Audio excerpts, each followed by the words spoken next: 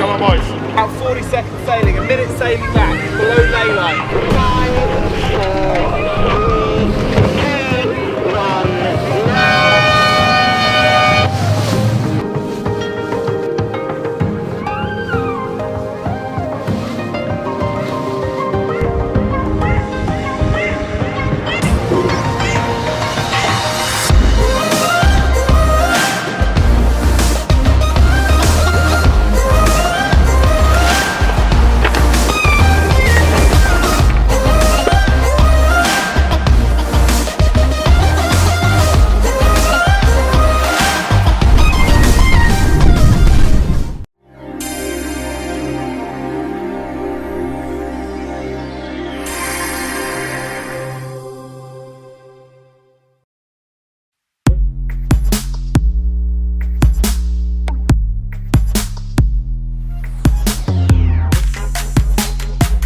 Palma has amazing weather most of the year, but June is particularly good for the sea breezes. So that's what we like. We like sunshine, flat water and a good breeze. So that's what we've got to aim for. We have normally 3 days of racing, but this year we have the J class joining us for an extra day. So today we have the 2 Js going out for an exhibition race.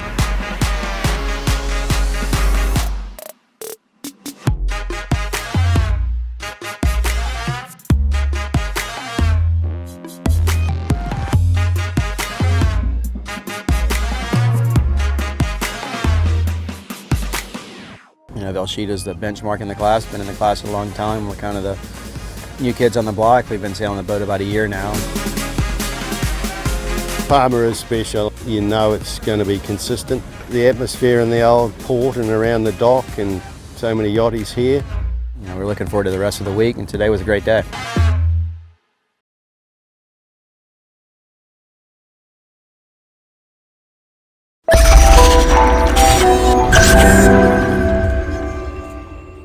Okay, Cole, we've got the Kiwi slang challenge here for you. Got 1 minute, 10 questions. Ready? Ready. Okay, jandals. Thongs. Flip-flops. Yeah, not bad, mate. Serviette. Napkin. Piss. Alcohol. Chair. Yeah. Chair. What do you say? Yeah. Chair. Nah, thank you. Actually. No, the wop-wops. The what? The wop-wops. Mate, no idea. Pass.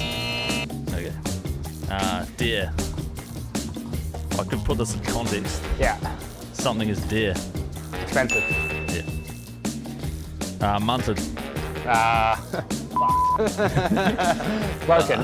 Yeah. Broken. I mean, probably expletives, but yeah, good. Togs. Swimmers. Chili bin. Esky. Cooler. Chock-a-block. Full. Close enough. Done. What? No, never heard of that. Wagga wagga. Live in the wop-wops, mate.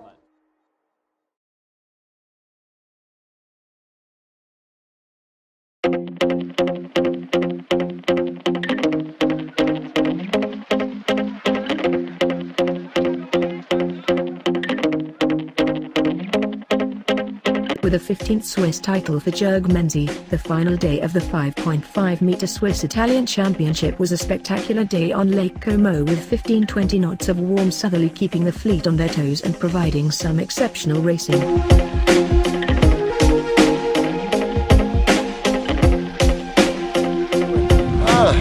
Today was very good. The wind was coming from the south, and the wind was a little bit shifty. Yeah, I think it was a very nice sailing day, and we have very good fun. Yes.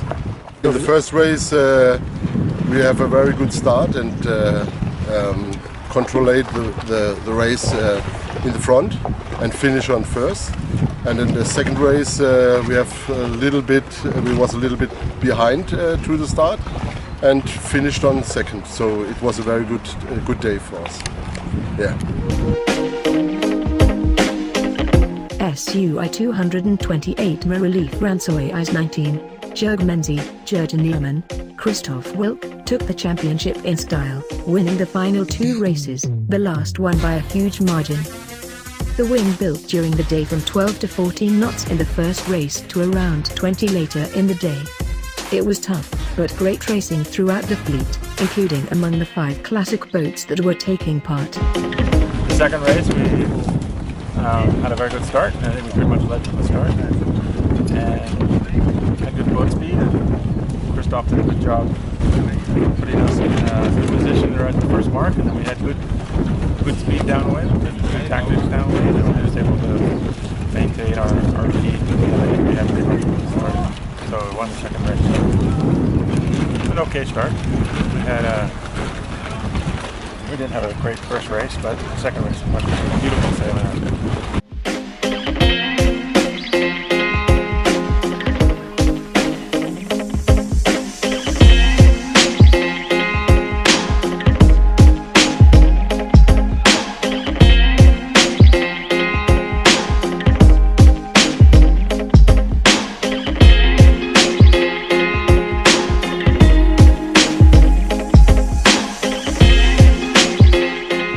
Very nice place. The water is very clean.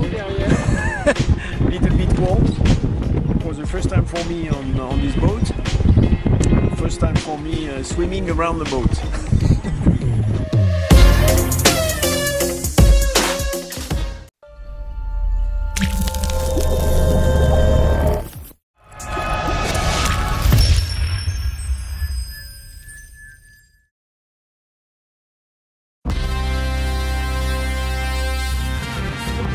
Well, here we are in the beautiful Palma, Mallorca, here doing the Superyacht Cup. Well, Palma, what a fantastic place to sail. The sea breeze is pretty regular. The after parties and just the whole ambience really is paradise, and I live here.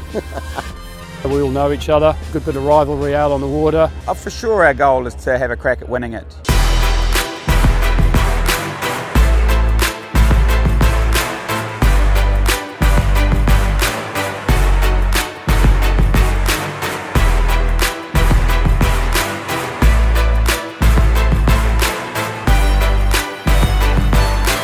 Race one's always pretty key. We were fortunate to get past the right boat at the right time, and we were able to pull away on the last leg, so we were first in our class.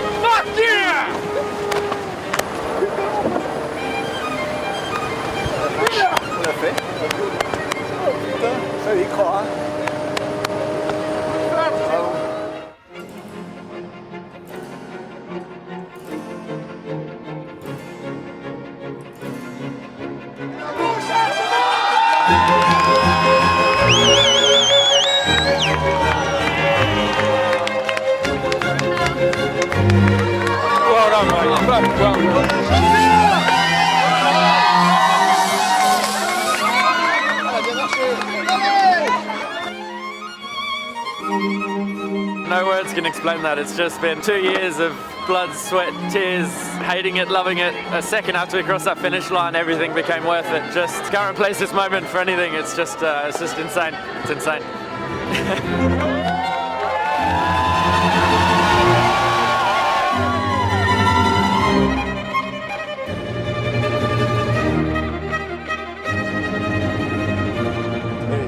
I have the feeling that we beat the world, we beat the best offshore sailor. I'm so sad for the other one, I'm so sad for Shabby because it's a good friend. I can't really realize, it's the first time I cry for a race, I think. Leg was quite complicated, no wind, the guy managed to come back. But we made a big call to go inshore with trust or choice. And for the first time we follow our first choice and we win. We lost so much leg and because we didn't trust us, so it's good.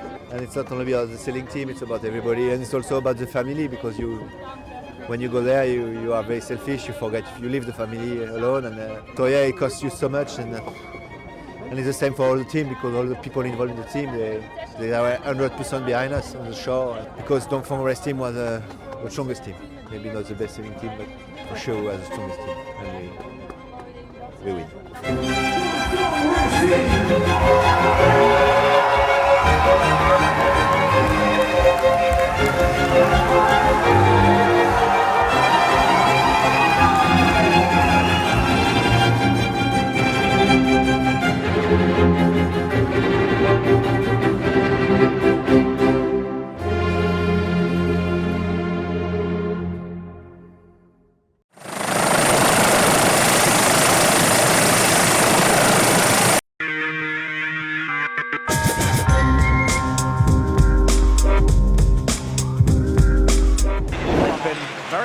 Through the course of our time here in Bermuda to play catch-up. They've bided their time, they've waited for the wind shifts, secure in the knowledge that their boat is quick.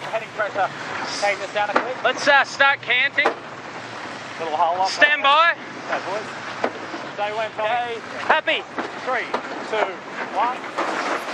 3, 2, 1. Mate. So Kiwis first to jibe, the Americans right on the boundary. This is, I think the whole world is just holding their breath if you're an Oracle fan right now. That jibe was so critical. They stayed on their foils, but they're in a very precarious spot right now. Any speed edge to Emirates Team New Zealand, and then they can do a little reversal here and roll over the top. Doesn't seem like Spithill's too concerned, but I'll tell you what, that's really close to being a disastrous spot for Oracle right there. Just a tiny, this is why we always say the fastest boat wins the America's Cup. That tiny speed edge right there goes from behind to ahead in a heartbeat for Emirates Team New Zealand. To go to with the New Zealanders out in front, looking to claim the trophy, to claim their place in history. The Americans already, even at this early stage in the race, with plenty to do. An albatross, clearly, we all wanted to find out what an albatross that was there.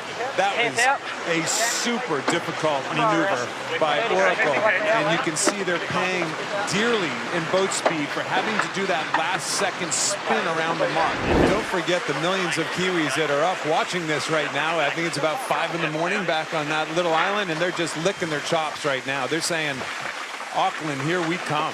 Digesting their early morning cornflakes, wiping the sleep from their eyes, and recognizing that their team is close now. There will be no fairy tale comeback this time around. Jimmy Spithill has lost his magic wand, and in the meantime, the Kiwis, innovative in their design, intense in their focus, resilient throughout the time here in Bermuda. The New Zealanders pedaling into the history books. The America's Cup wrestled from the USA. The trophy belongs to New Zealand. All that heartache and pain of San Francisco replaced by jubilation here in Bermuda.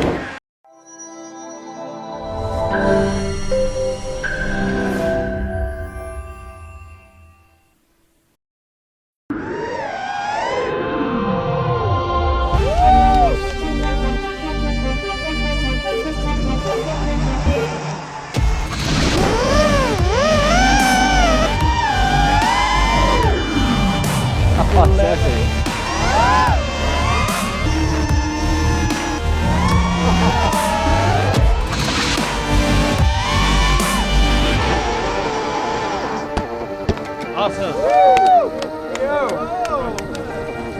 This is insane, man. Unbelievable.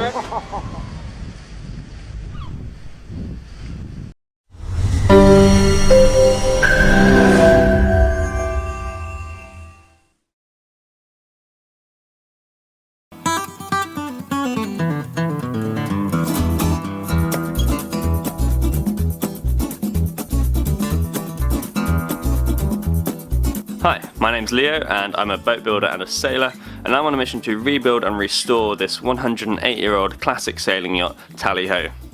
Now, last week I cut out the new keel timber out of a huge chunk of purple heart using a chainsaw on a jig and positioned it roughly underneath the boat.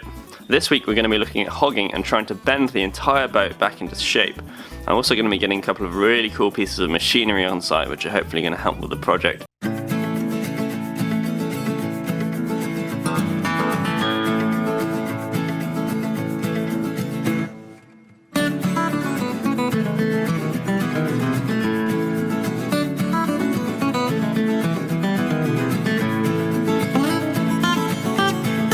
Sliding around the whole sea.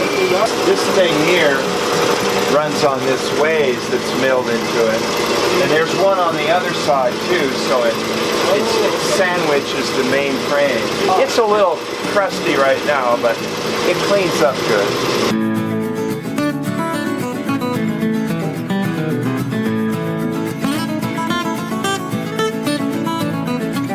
So we don't know exactly how heavy this saw is, but it's really bloody heavy basically. So we're taking it apart to be able to lift it out of here. Where did this saw come from originally, Nate? We know it was built in Philadelphia. I purchased it approximately 1980 or 81. I brought it back to Bainbridge Island where our shop was and reassembled it, and we used it to build several boats. Do you have any idea of the age of the saw? We don't know precisely, but from the dates that the company that made it were in business, we think it might be anywhere from the late 1890s all the way up to the 1920s or 30s. About the age of the Tally Ho, perhaps. Yes, how fortuitous. Yeah. So we had quite a day yesterday. I've got the ship saw here, and there were 6 of us working on it, getting it dismantled and getting it onto the trailer. But it's here now, and we're ready to start putting it back together. Really great to have the forklift here. That made it so much easier to move this around. You'll see eventually how it works, but it's essentially built to saw heavy timbers and cut rolling bevels in them. So the whole saw blade rotates around this big C-frame. If this was in a big workshop, you'd also have rollers on the sort of workshop floor, you know, in front and behind of the saw. But this sort of thing would have been used to build the frames on, you know, huge tall ships, on naval vessels, you know, on just big boats. And it really is a historic artifact, really. There's probably not that many of them around. I don't necessarily need this to do this boat. Many boat builders don't have these, most don't. And I could do the framing job with a chainsaw or with the Steve saw or with any number of things, but I bought this saw because A, I was offered it for a very good price by someone who wanted to see it used and restored and go to a good home, and B, just because it's just such an amazing cool piece of machinery, and you know I don't need any extra work at the moment, but to restore this and get it working properly is just something that I couldn't resist. Now hopefully I'll be able to use this for years and years to come. Maybe one day I'll even ship it back to England, and you know, if I start a yard in England I'll be able to use it there. So for me, again, it's about really the story of this object and being able to use this to rebuild the historic yacht Tally Ho. We've got a whole team helping with this saw today, and Al here in the sun is staying for a few days, come all the way down from Canada, right? That's correct, 1,367 kilometers. Wow. So this is Eric and Logan, and Logan actually helped me out last year a bit, but they're both at the Northwest School of Wooden Boat Building, right? Yeah, we're in a year-long program learning how to build wooden boats. It's really nice to see more sort of younger generation working on wooden boats and into building them. What attracted you guys to that sort of lifestyle? I'd been in the Air Force and trained as an engineer before that. Yeah. Was facing leaving the Air Force and really didn't want to go work for another big organization. Sure. And also really wanted to get my hands directly on whatever I was working on. Mm-hmm. So that really kind of drew me towards this. So I didn't, like, growing up, didn't have like a lot of confidence in myself. And then I went to Maine Maritime Academy and did a sailing program with them. Just have felt like I had skills and I could do things with my hands and boosted my confidence through the roof. And I always found myself on various boats doing a lot of repair work, and wish I knew more. Boat school seemed like the next logical step.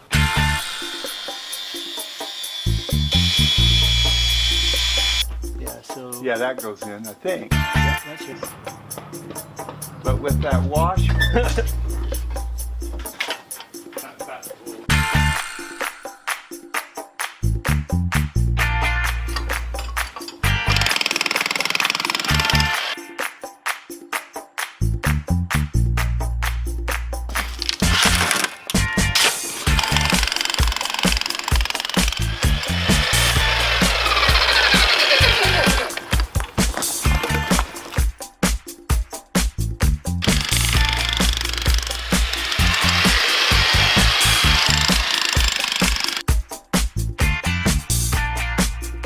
What are you doing there? I'm using a jackhammer to dig a hole through all this dirt and concrete. What's the purpose of the hole? The purpose of the hole is so that we can put one of these wheels down below.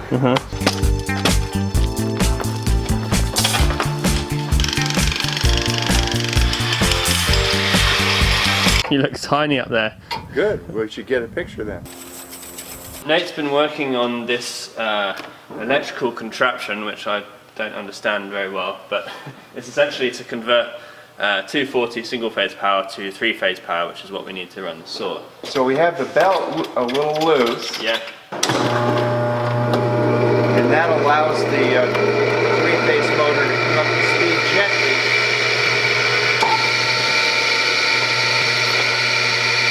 The 3-phase motor is running on single phase. It's also connected to the saw start switches, so the saw will run now. So it's only using about 5 or 6 amps. That's not bad. That's just idling. So here we've got our new blade on, and I'm just going to test it out for the first time and see if we can cut something.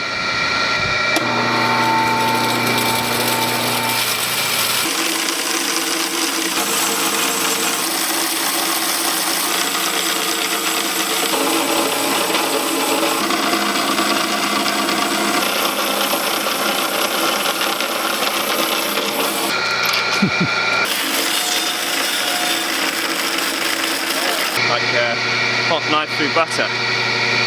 Well, I think we've got a working ship saw, Nate. Yeah, we do. Thanks again for all your help with it. I really appreciate it. Well, I'm glad to have it in the hands of somebody who knows what it is and understands it and has a use for it. Well, I'll do my best.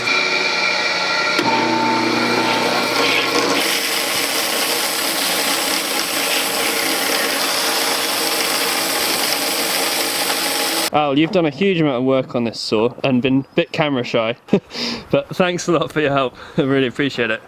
You're very welcome, Leo. Thanks for your hospitality. That's okay. And the cold beer. No, well, thank you for the beer. I just made it cold. Well, I'm really pleased with the ship saw. It's running really well. It's cutting perfectly. Had some great help to get it set up and get all the electrics set up. One day we might get it painted and looking really shiny and nice, but for now it's a working tool and a working yard more than a museum piece, and I think it's suitable the way it is. Going to keep it really well greased and well lubricated, and all the essential parts are going to be maintained. So hopefully I'm just going to get on with it and get cutting some frames as soon as possible.